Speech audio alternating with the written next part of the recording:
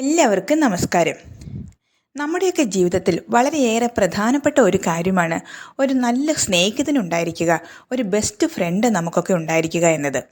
ജീവിതത്തിന് ഒരു ഉണർവും ഉന്മേഷവും ഒക്കെ ഉണ്ടാകണമെങ്കിൽ നമ്മെ അറിയുന്ന മനസ്സിലാക്കുന്ന ഒരു നല്ല സുഹൃത്ത് നമുക്കുണ്ടായിരിക്കണം, അല്ലേ?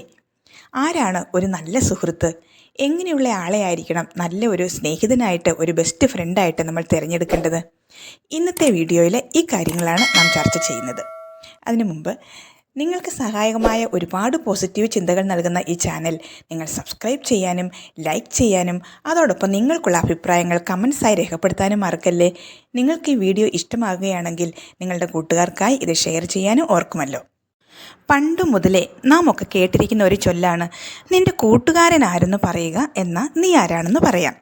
എന്താണ് ഇതിൻ്റെ അർത്ഥം? നമ്മുടെ വ്യക്തിത്വത്തിൻ്റെ ആകമാനമുള്ള വളർച്ചയിൽ വലിയ പങ്കുവഹിക്കുന്ന ഒരു പ്രധാന ഘടകമാണ് നമ്മുടെ ഫ്രണ്ട്സ്. ചെറുപ്പം മുതലേ നമ്മുടെ കൂട്ടുകാരോടുകൂടെ ആയിരിക്കുക, അവരുടെ കൂടെ എൻജോയ് ചെയ്യുക, ഇത് എല്ലാവർക്കും നല്ല സന്തോഷം എന്ന് വെച്ചാൽ മനസ്സിനൊരു വല്ലാത്ത ഉണർവ്, അല്ലേ? പഠിക്കുന്ന കുട്ടികൾക്കറിയാം, ഒരു ദിവസം ക്ലാസ്സിൽ എൻ്റെ ഫ്രണ്ട് ഒന്ന് ആബ്സെൻ്റ് ആയാൽ അന്നത്തെ ദിവസം പോയത് തന്നെ. ഒട്ടുമിക്ക പേർക്കും ധാരാളം സുഹൃത്തുക്കളുണ്ടാവാം. ചിലർക്ക് വളരെ കുറച്ച് സുഹൃത്തുക്കളെ കാണുകയുള്ളൂ. എന്നാൽ ഫ്രണ്ട്സ് ഒന്നുമില്ലാത്തവരുമുണ്ടേ. സുഹൃത്തുക്കളുടെ എണ്ണം എന്ന് പറയുന്നത് അത് ഓരോരുത്തരെയും ആശ്രയിച്ചിരിക്കും. പിന്നെ ഒരുപാട് സുഹൃത്തുക്കളുണ്ടെങ്കിലും അതിൽ നിന്നെല്ലാം മാറ്റി നിർത്തിയിട്ട് ഒരു ഒറ്റ സുഹൃത്ത്, ഒരു ബെസ്റ്റ് ഫ്രണ്ട്, ഇന്നത്തെ ഭാഷയിൽ പറഞ്ഞാൽ ഒരു ബെസ്റ്റി, ഇങ്ങനെ ഒരാളുണ്ടാകും, അല്ലേ? അവരോട് പറയാത്തതായിട്ട് ഒരു ഹൃദയ രഹസ്യവും കാണില്ല. അവർക്ക് എന്തെങ്കിലും ഒരു പ്രശ്നങ്ങൾ വന്ന് അവർ വിഷമിക്കുന്നത് കണ്ടാലോ അതിലേറെ പ്രയാസം നമുക്കാണ്. പിന്നെ ഭക്ഷണമില്ല, ഉറക്കമില്ല, പഠനമില്ല, അങ്ങനെ പോകുന്നു കാര്യങ്ങൾ. എന്തെങ്കിലും ഒരു കാര്യം നടത്താനാണെങ്കിൽ ആദ്യം പറയുന്നതും ആലോചിക്കുന്നതും ഒക്കെ ഈ ബെസ്റ്റിയോടായിരിക്കും. ചുരുക്കം പറഞ്ഞാൽ നമുക്ക് ജീവിതത്തിൽ ഭക്ഷണത്തെക്കാളും വസ്ത്രത്തെക്കാളും ഒക്കെ വളരെയേറെ പ്രാധാന്യം ചെലുത്തുന്ന ഒരു കാര്യം തന്നെയാണ് ഈ സുഹൃത്ത് ബന്ധങ്ങൾ. യഥാർത്ഥത്തിലുള്ള ഒരു സുഹൃത്ത്, ഒരു ഫ്രണ്ട് എങ്ങനെയുള്ള ആളായിരിക്കും, അല്ലെങ്കിൽ എങ്ങനെയുള്ള ആളാകണം എന്ന് നിങ്ങൾ ചിന്തിച്ചിട്ടുണ്ടോ? എനിക്കൊരു നല്ല കൂട്ടുകാരിയെ കിട്ടിയിരുന്നെങ്കിൽ, നല്ലൊരു ആത്മസുഹൃത്തിനെ കിട്ടിയിരുന്നെങ്കിൽ എന്ന് ചിന്തിക്കാത്തവരുണ്ടോ? മക്കളെയൊക്കെ പഠനത്തിനും ജോലിക്കുമൊക്കെ ആയിട്ട് പല സ്ഥലങ്ങളിലേക്ക് പറഞ്ഞു വിടുമ്പം മാതാപിതാക്കളുടെ വലിയൊരു പേടിയാണ്, വലിയ മോശപ്പെട്ട കൂട്ടുകെട്ടിലും ചെന്ന് പെടുമോ ആവോ. നമ്മൾ എടുത്തു പറയുന്ന ഒരു കാര്യമുണ്ട്, മക്കളെ നല്ല കൂട്ടുകാരുടെ കൂടെ കൂടണം കേട്ടോ. യഥാർത്ഥത്തിൽ ഒരു നല്ല സുഹൃത്ത് അഥവാ ഒരു നല്ല സ്നേഹിതനുണ്ടായിരിക്കുക എന്നത് ഒത്തിരിയേറെ പണത്തെക്കാളും സമ്പത്തിനേക്കാളും ഒക്കെ വലുതാണെന്നുള്ള കാര്യം നിങ്ങൾ ചിന്തിച്ചിട്ടുണ്ടോ? ഒരു നല്ല സ്നേഹിതനെ കിട്ടുക, നല്ല ഒരു ഫ്രണ്ട്ഷിപ്പ് ഉണ്ടാക്കുക എന്നത് അല്പം ബുദ്ധിമുട്ടുള്ള കാര്യമാണ്. കാരണം പല തരത്തിലുള്ള സ്നേഹിതരുണ്ട്.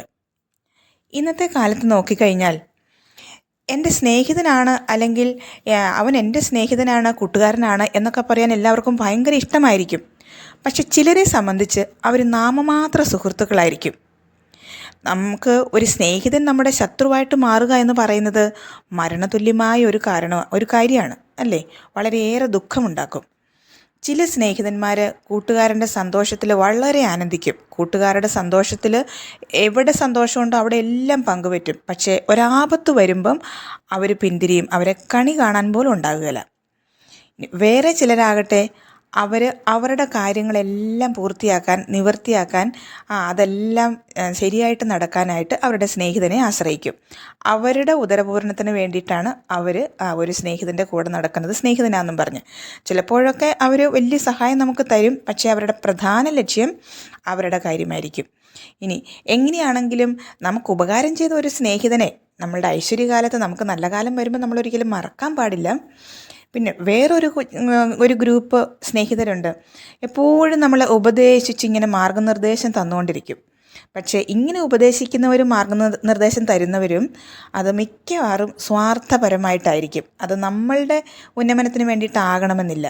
ഇങ്ങനെ സ്ഥിരം ഉപദേശം മാത്രം തരുന്ന ഉപദേശകനായിട്ടുള്ള സ്നേഹിതനെ ഒന്ന് നമ്മൾ അവൻ്റെ ലക്ഷ്യം എന്താണെന്ന് നമ്മളൊന്ന് ഗ്രഹിക്കണം. ചിലപ്പോൾ ഉപദേശിച്ച് അവൻ നമ്മെ ചതിച്ചെന്ന് വരാം. കാരണം സ്വാർത്ഥലാഭമായിരിക്കും അവൻ്റെ മിക്കവാറും ലക്ഷ്യം.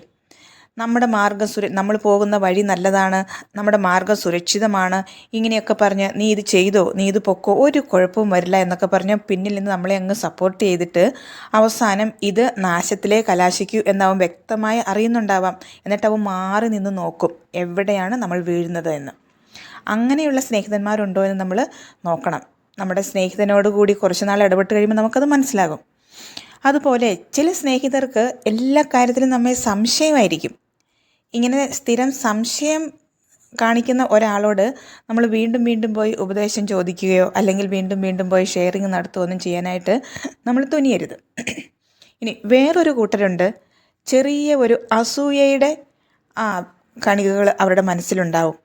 അവരുടെ മനസ്സിൽ അസൂയയുടേതായ ഒരു ചെറിയ ചലനം ഉണ്ടോ എന്ന് കണ്ടു കഴിഞ്ഞാൽ നമ്മളുടെ ചെറിയ ചെറിയ കാര്യങ്ങളും നമ്മുടെ ലക്ഷ്യങ്ങളും നമ്മളിനി എന്താണ് ചെയ്യാൻ പോകുന്നത് ഇങ്ങനെയുള്ള കാര്യങ്ങളൊന്നും നമ്മൾ അവരോട് വെളിപ്പെടുത്തരുത്. അതുപോലെ ഭയങ്കര അലസനായിട്ടുള്ള മടിയനായ ഒരു സ്നേഹിതനാണ് നിനക്കുള്ളതെങ്കിൽ പിന്നീട് അവനെപ്പറ്റി കഠിനാധ്വാനത്തിൻ്റെയോ നല്ല അധ്വാനിച്ച് പണം ഉണ്ടാക്കുന്നതിനെ പറ്റിയോ അങ്ങനെയുള്ള കാര്യങ്ങളൊന്നും അവരോട് പറഞ്ഞിട്ട് കാര്യമില്ല.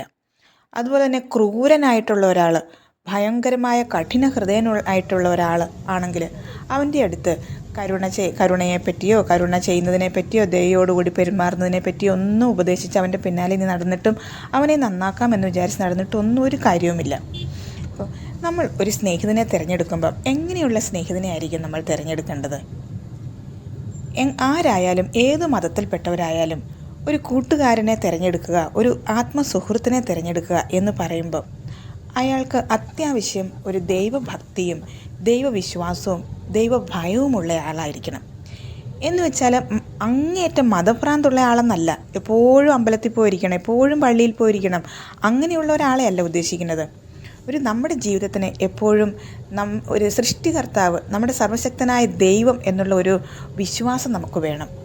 ദൈവപേടിയുള്ള ഒരാൾ മാത്രമേ മാതാപിതാക്കളുടെയോ അല്ലെങ്കിൽ നമ്മളായിരിക്കുന്ന സ്ഥലത്തെ അധികാരികളുടെയോ നമ്മളുടെ രാജ്യത്തിൻ്റെയോ ഒക്കെ നിയമങ്ങളൊക്കെ പാലിക്കാനായിട്ട് മനസ്സ് കാണിക്കുന്നതും അത് അനുസരിക്കുകയൊക്കെ ചെയ്യുന്നത് എപ്പോഴും ദൈവഭയമുള്ള വ്യക്തികൾ മാത്രമേ അങ്ങനെ ചെയ്യുള്ളൂ. അങ്ങനെയല്ലാത്ത ഒരു വ്യക്തി തോന്നിവാസം ചെയ്ത് എല്ലായിടത്തും അപകടത്തിൽ ചാടുകയും മറ്റുള്ളവരെ സമൂഹത്തെ മുഴുവനും വലിയ പ്രശ്നത്തിലേക്കൊക്കെ നയിക്കുകയൊക്കെ ചെയ്യും. അതുപോലെ തന്നെ നമ്മൾ സ്നേഹിതനെ തിരഞ്ഞെടുക്കുമ്പം നമ്മുടെ സ്വഭാവത്തിന് ഇണങ്ങുന്നവരായിരിക്കണം. നമ്മുടെ സ്വഭാവത്തിന് ഇണങ്ങുന്ന ഒരാളാണോ എന്ന് നമുക്ക് ഏതാനും ദിവസങ്ങൾ കൊണ്ട് മനസ്സിലാക്കാൻ പറ്റും. ഇനി മറ്റൊരു കാര്യം, നമ്മുടെ പരാജയത്തിൽ സഹതപിക്കുന്നവനായ ഒരു സ്നേഹിതനായിരിക്കണം നമുക്കുണ്ടാവുന്നത്. ഒരു ചെറിയ പരാജയം, നമ്മളൊന്ന് ഒരു നാണക്കേടിൻ്റെ അനുഭവത്തിലൂടെ കടന്നു പോകേണ്ട വന്നു, അല്ലെങ്കിൽ ഒരു കഠിന രോഗത്തിലൂടെ കടന്നു പോകേണ്ട വന്നു, അല്ലെങ്കിൽ സാമ്പത്തികമായ വലിയൊരു പ്രതിസന്ധി വന്നു, മറ്റുള്ളവരൊക്കെ നമ്മെക്കുറിച്ച് മോശമായിട്ട് പറയുന്ന ഒരു കാര്യം വന്നു. ആ സമയത്ത് നമ്മളെ അറിയു പോലുമില്ല എന്നും പറഞ്ഞ്, അല്ലെങ്കിൽ നമ്മളെ കണ്ട ഭാവം പോലും നടിക്കാതെ നമ്മളിൽ നിന്ന് വിട്ടകന്നു പോകുന്ന ഒരു സുഹൃത്താണ് നമ്മുടെ കൂടെ ഉള്ളതെങ്കിൽ നമ്മൾ മനസ്സിലാക്കുക, ഇതൊരു ആത്മാർത്ഥ സുഹൃത്തല്ല. അപ്പം നമ്മളോട് നമ്മുടെ പരാജയത്തിലും നമ്മുടെ താഴ്ചയിലും നമ്മളുടെ പോരായ്മകളിലൊക്കെ നമ്മളോട് സഹതപിക്കുകയും നമ്മളോട് ചേർന്ന് നിൽക്കുകയും ചെയ്യുന്ന ഒരാളാണെങ്കിൽ അവനോട് കൂടി ഒട്ടി നിൽക്കാനായിട്ട് നമ്മൾ ശ്രമിക്കണം. നമ്മളെക്കാൾ ഒരുപാട് സമ്പന്നനായ ഒരു വ്യക്തി, അതല്ലെങ്കിൽ നമ്മളെക്കാൾ ഒരുപാട് ഇല്ലായ്മ അനുഭവിക്കുന്ന ഒരു വ്യക്തി, അവരുമൊക്കെ ആയിട്ട് നമ്മൾ സുഹൃത്ത് ബന്ധത്തിലേക്ക് ആയി കഴിയുമ്പം ചിലപ്പോഴൊക്കെ അവിടെ ചില താളപ്പിഴകൾ വരാം. അതുകൊണ്ടാണ് ഞാൻ ആദ്യം പറഞ്ഞത്, നമ്മളോട് ഇണങ്ങുന്ന വ്യക്തികൾ, നമ്മളുടെ പരിസ്ഥിതികളുമായിട്ട് നമ്മളുടെ സാഹചര്യങ്ങളുമായിട്ടൊക്കെ ഒത്തുപോകുന്ന വ്യക്തികളാണോ എന്ന് നമ്മൾ ആദ്യമേ തന്നെ മനസ്സിലാക്കിയെടുക്കണം. അതുപോലെ മനഃപൂർവ്വം ഈ ശത്രുവിനെ ആയാലും മിത്രത്തെ ആയാലും മനഃപൂർവ്വം ഉപദ്രവിക്കുകയോ പീഡിപ്പിക്കുകയോ മാനസികമായിട്ടോ ശാരീരികമായിട്ടോ ഒക്കെ വേദനിപ്പിക്കുകയോ ഒക്കെ ചെയ്യുന്ന വ്യക്തികൾ, അവരൊരിക്കലും നമ്മുടെ സ്നേഹിതരുടെ ഗണത്തിൽ ഉൾപ്പെടുത്താതിരിക്കുകയാണ് നല്ലത്. കാരണം അവരൊക്കെ ഒരുപാട് കുറ്റകൃത്യങ്ങളിലേക്കും മറ്റുമൊക്കെ നമ്മളെ തന്നെ വലിച്ചിഴയ്ക്കാനും അവർ തന്നെ ചെന്ന് വീഴാനും ഒക്കെ ഇടവരുന്നുണ്ട്. ഇനി നമ്മുടെ ചെറിയ ഉപദേശം കൊണ്ടോ മാതൃക കൊണ്ടോ അവരൊക്കെ മാറി വരുന്നുവെങ്കിലും ഒക്കെ, അതല്ലാത്ത കേസുകളിൽ.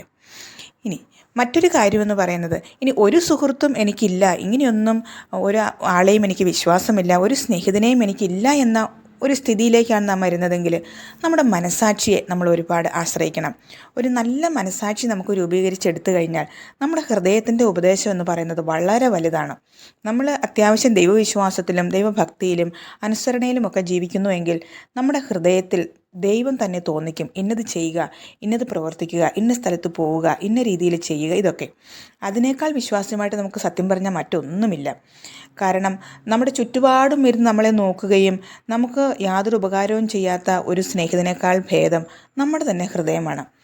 പിന്നെ എല്ലാറ്റിലും ഉപരി നമ്മളെ സത്യമാർഗത്തിൽ നയിക്കാനും നല്ല രീതിയിൽ ജീവിതം മുന്നോട്ട് കൊണ്ടുപോകുവാനും ദൈവവുമായിട്ട് നല്ലൊരു പിടിവള്ളി നമുക്ക് വേണം.